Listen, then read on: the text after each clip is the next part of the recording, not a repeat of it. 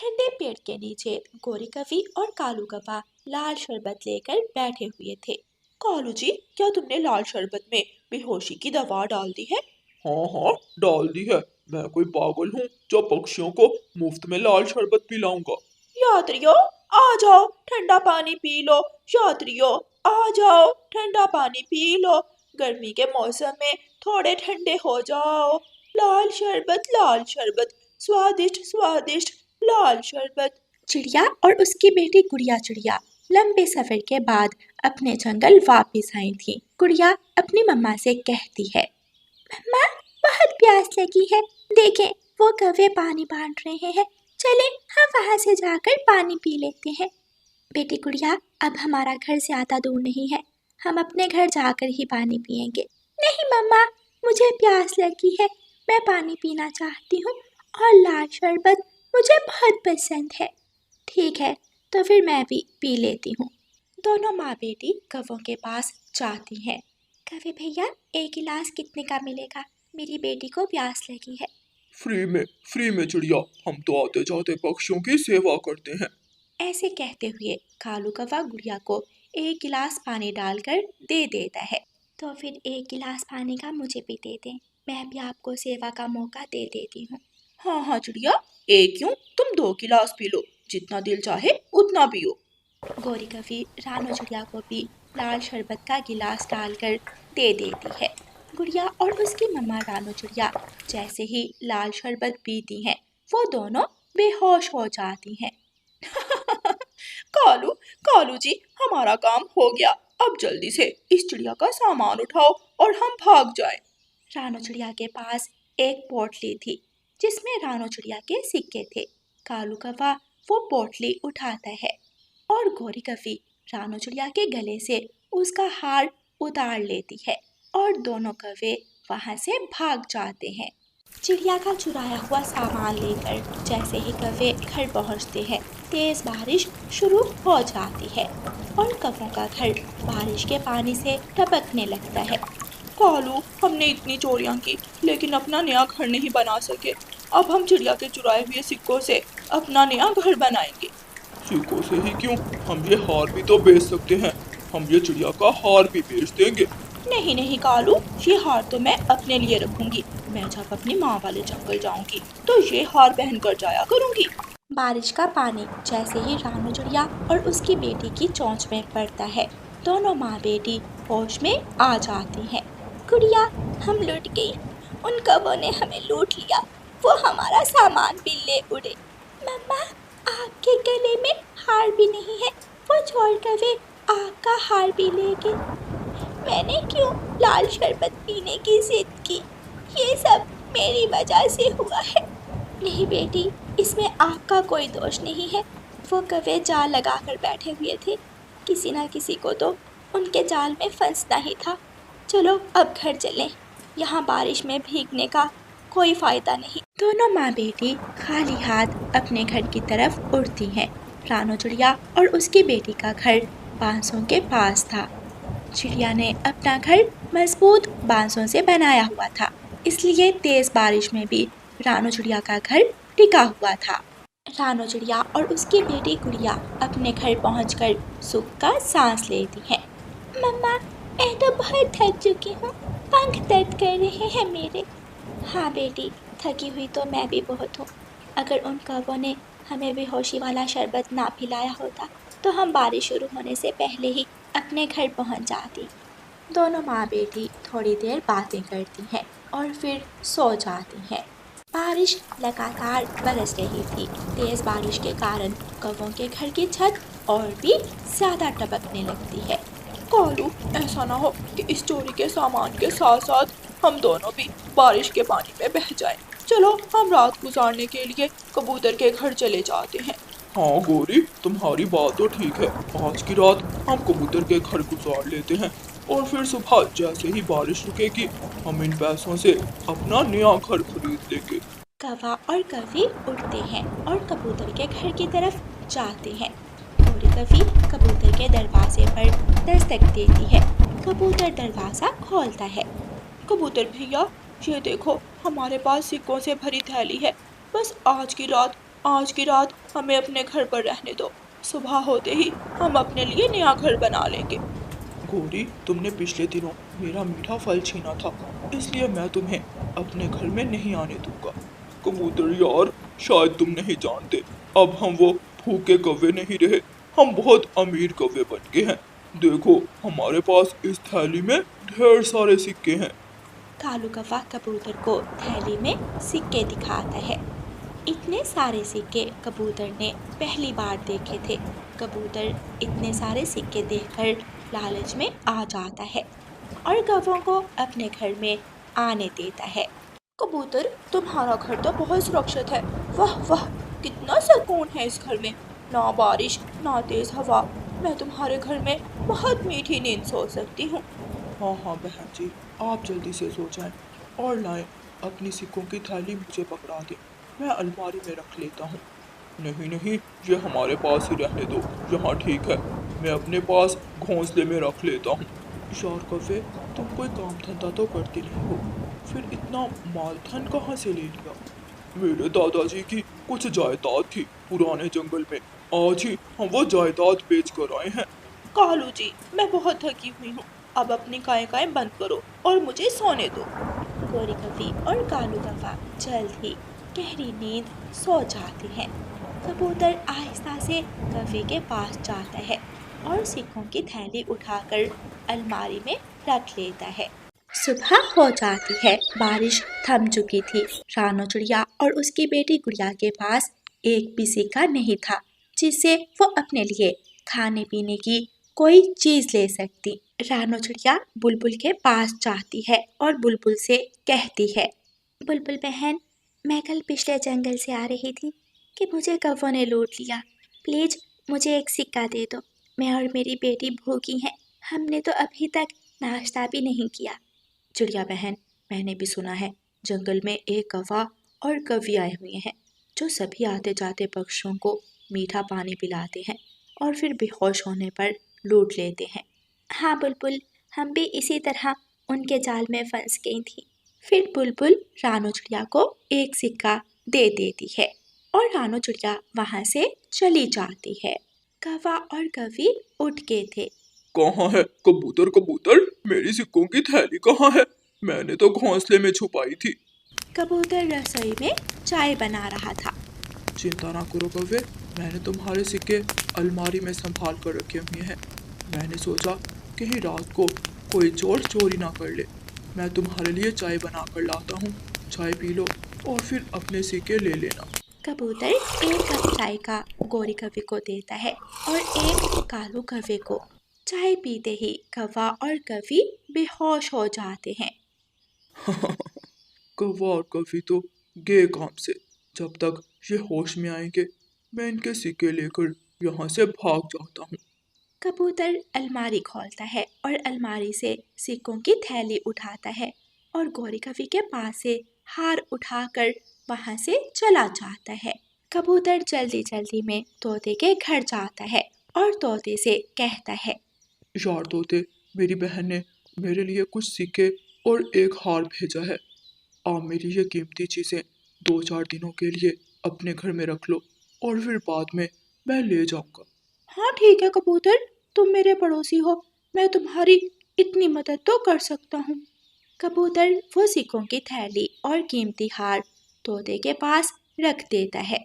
जैसे ही कबूतर जाता है तो तोता सोचने लगता है, अगर मैं ये सिक्के और कीमती हार छुपा लूं और कबूतर से कहूं कि मेरे घर चोरी हो गई, तो कबूतर मेरी बात पर विश्वास कर लेगा। हाँ, मैं ऐसा ही करूंगा। मैं अमीर हो गया, तोता अमीर बन गया, मिट्ठू तोता अमीर हो गया।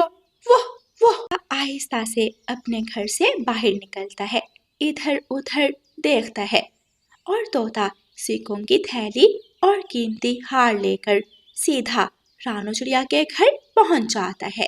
तोते भैया बताएं, कैसे आना हुआ आज सुबह सुबह ही? चिड़िया बहन, मेरे पास कुछ सिक्के हैं और एक कीमती हार। मैं अपनी कीमती चीजें तुम्हारे पास रखने आया हूँ। सिक्कों का और कीमती हार का सुनकर रानो चिड़िया हैरान हो जाती है। कहाँ है वो सिक्के और कीमती हार?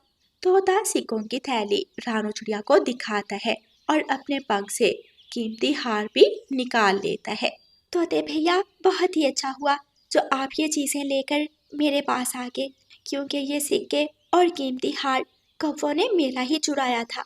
मेरी चीज़ें मुझे वापस मिल गई। आपका बहुत बहुत शुक्रिया। तोते की आंखें खुली की खुली रह जाती हैं। नहीं नहीं, मैं तो ये चीज़ें कबूतर से लाया हूँ। तोते भैया, कौवे ने मुझे लाल शरबत पिलाया और जब मैं बेहोश हो गई तो कौवा मेरी कीमती चीज़ें लेकर भाग गया। मैं नहीं जानती ये चीज़ें कबूतर तक कैसे पहुँची। प्यारे दोस्तों, ऐसे रानू चिड़िया का कीमती हार और उसके सिक्के रानू चिड़िया तक पहुँच जाते हैं। तोता, कबूतर, कालू कौवा और गोरी कौवी सभी एक जगह बैठे रो रहे थे और एक दूसरे से लड़ाई कर रहे थे। प्यारे दोस्तों, इस कहानी को लाइक, अपने दोस्तों के साथ शेयर और चैनल को सब्सक्राइब करना बिल्कुल मत भूलना। आपका धन्यवाद। कालू कौवे की पत्नी गोरी कौवी कीड़ों वाले अमरूद खा लेती है। गोरी कौवी जैसे ही अपने घर पहुंचती है तो वो मर जाती है। कालू कौवा और उसका बेटा जग्गू कौवा रोने लग जाते हैं। गौरी, तुमने क्यों कीड़ों वाले अमरूद खाए? मुझे बोला होता, मैं तुम्हें तोते के घर से अमरूद चुरा कर ला देता, या या फिर कबूतर का दाना चुरा कर ला देता। पापा, मम्मा तो आपसे हर रोज कहती थी कि मुझे दाना ला कर दे, लेकिन आप तो हर वक्त सोते ही रहते थे। फिर मम्मा कीड़ों वाले अमरूद ना खाती तो और क्या खाती? कालू कौवा बहुत आलसी कौवा था। वो अपना दाना कमा कर तो खाता नहीं था, वो हमेशा दूसरों का दाना चुराने की कोशिश करता। दूसरे दिन जंगल में तेज बारिश शुरू हो जाती है। कौवा बहुत परेशान था। उसका बेटा जग्गू कौवा भूखा था। पापा, भूख लगी है, क्या मैं भी कीड़ों वाले अमरूद खाकर मर जाऊंगा? मुझे दाना ला कर दें। जग्गू बेटा, बाहर तो जोरों की बारिश है और मुझे ये भी नहीं मालूम कि दाना कहाँ से मिलेगा। आप रानू चिड़िया आंटी के साथ चले जाएं। मम्मा भी कई बार रानू चिड़िया आंटी के साथ दाना लेने जाती थी। कालू कौवा अपने बेटे जग्गू की बात मान लेता है और अपने घर से निकलता है। बारिश में उड़ना कालू कौवे के लिए बहुत मुश्किल था। वो रानू चिड़िया के दरवाजे पर जाता है और जाकर दरवाजे पर दस्तक देता है। रानू चिड़िया दरवाजा खोलती है। चिड़िया चिड़िया, तुम्हें तो पता है कल मेरी पत्नी मर गई थी। मेरा बेटा भूखा है, घर में खाने को एक दाना भी नहीं है। मुझे भी अपने साथ दाना लेने ले चलो। कौवे भैया, ठीक समय पर आए हो आप। मैं भी दाना लेने जाने ही वाली थी। हम दोनों इकट्ठे ही चले जाते हैं। रुके, मैं अपने घर से टोकरी और छाता उठा लूं। गुड़िया बेटी, मैं कालू कौवे के साथ दाना लेने जा रही हूँ। लेकिन मम्मा, बाहर तो बारिश हो रही है, आप कैसे जाओगी ऐसी बारिश में? गुड़िया बेटी, आप चिंता ना करें, मैं पहले भी कई बार ऐसी बारिश में दाना लेने गई हूँ। मम्मा चिड़िया अपनी टोकरी और छाता लेती है और कौवे के साथ दाना लेने चली जाती है। रानू चिड़िया तो हर रोज मेहनत से दाना कमाने जाती थी, इसलिए उसे मालूम था कि दाना कहाँ से मिलेगा। रानू चिड़िया कालू कौवे को ऊंची घाटी पर ले जाती है। कौवे भैया, पूरे जंगल में यही घाटी है जो बारिश के पानी से बची हुई है। हम ये दाना ले जाते हैं, इस दाने से हमारे 2-4 दिन तो गुजर ही जाएंगे। चिड़िया रानी, मैं ये गेहूं की बालियां टोकरी में रखता हूँ और आप आराम कर लें।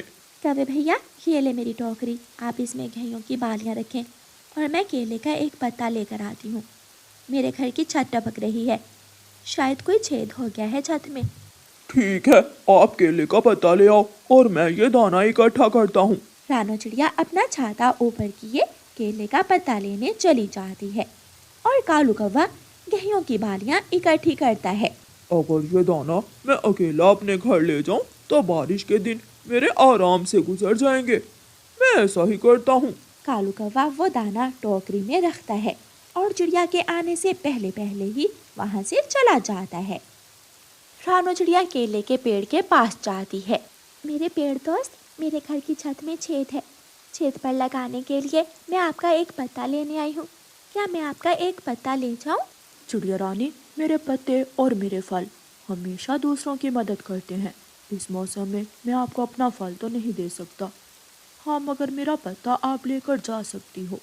चिड़िया खुश हो जाती है और केले के पेड़ से एक पत्ता तोड़कर वहाँ से उड़ती है। अरे ये कौवा कहाँ गया?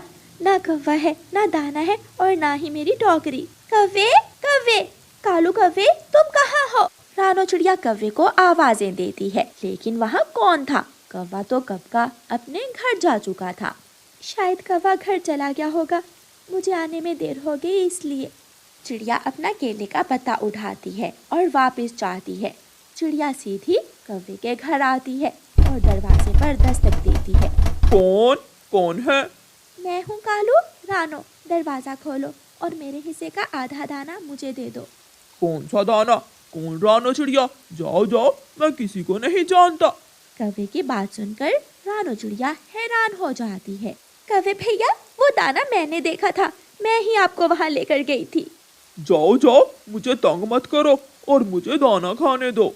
चिड़िया बेचारी निराश हो जाती है और बिना दाना लिए ही अपना छाता और अपना केले का पत्ता उठाकर घर चली जाती है। अम्मा, क्या आज आपको दाना नहीं मिला?